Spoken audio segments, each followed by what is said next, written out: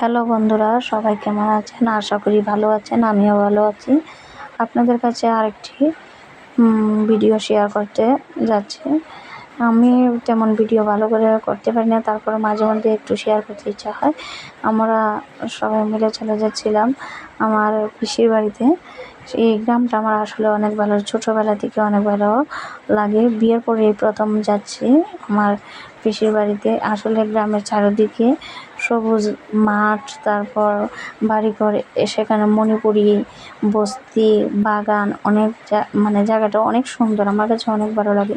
সোনারঘাটের থেকে একটু ভিতরে জায়গাটা। আসলে এই রাস্তা দিয়ে যেতে আমার অনেক ভালো লাগে। অনেক সময় এখানে কাটিয়েছি। খুব ভালো একটি জায়গা। আসলে খুব ভালো লাগে আমার এখানের জায়গাটা, অনেক মায়া লাগে। 10 বছর পর যাচ্ছিলাম পিসির বাড়িতে। জায়গাটা আপনাদের কাছে একটু শেয়ার করব, তাই একটু ভিডিও করলাম। আসলে দেখেন চারিদিকে মাঠ। গিয়েই খাওয়া দাওয়া করে বেরিয়ে গেলাম ঘুরতে। আসলে গিয়ে মনটা চাচ্ছিল একটু ঘোরার জন্য। ঘুরতে সবাই মিলে চলে গিয়েছিলাম সেখানে। এই যে আমরা এই বাগানে ঘুরতে গিয়েছিলাম সবাই মিলে একসাথে। এই জায়গাটা আসলে খুব সুন্দর। চারিদিকে মাঠ, গাছগাছালি, অনেক সুন্দর লাগে। তারপরে চলে গেছিলাম বাগানে ঘুরতে। হাঁটতে হাঁটতে ভিতরে চলে গেছিলাম বাগানের ভিতরে।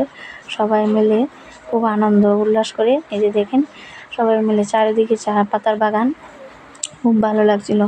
সবাই এই ক্যাকটাস গাছ, এরপরে চারিদিকে মণিপুরি বস্তি, এরপর অনেক সুন্দর একটি জায়গা।